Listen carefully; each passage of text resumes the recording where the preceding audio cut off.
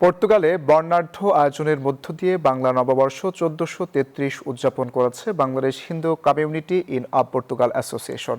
পর্তুগালে স্থানীয় সময় রবিবার দিনব্যাপী নানা আয়োজনের মধ্য দিয়ে বাংলা নতুন বছরকে বরণ করে নিতে আনন্দ উৎসবে মাতেন প্রবাসী বাংলাদেশিরা। রিপন চন্দ্র ও তনি সিংহর যৌথ সঞ্চালনায় অনুষ্ঠানে সভাপতিত্ব করেন সংগঠনের ভারপ্রাপ্ত সভাপতি উত্তম কুমার সরকার। এ সময় উপস্থিত ছিলেন সম্পাদক রাজীব শীল, প্রমলনাথ, অনুপম সূত্রধর সহ আরও অনেকে। বাংলার সংস্কৃতি এবং ঐতিহ্যকে নতুন প্রজন্মের কাছে তুলে ধরাই ছিল বর্ষবরণ উৎসবের মূল লক্ষ্য। এই প্রবাস জীবনের অনেক ব্যস্ততার পরেও আমরা একটি রবিবার ফিক্স করে আজকের দিনটাতে সবাই একত্রিত হয়েছি। আজকে আমরা মেতে উঠব দেশীয় খাবার, আনন্দ এবং ঐতিহ্যবাহী সাংস্কৃতিক অনুষ্ঠান। মাটির সাথে আমাদের অনেক গভীর একটা সম্পর্ক।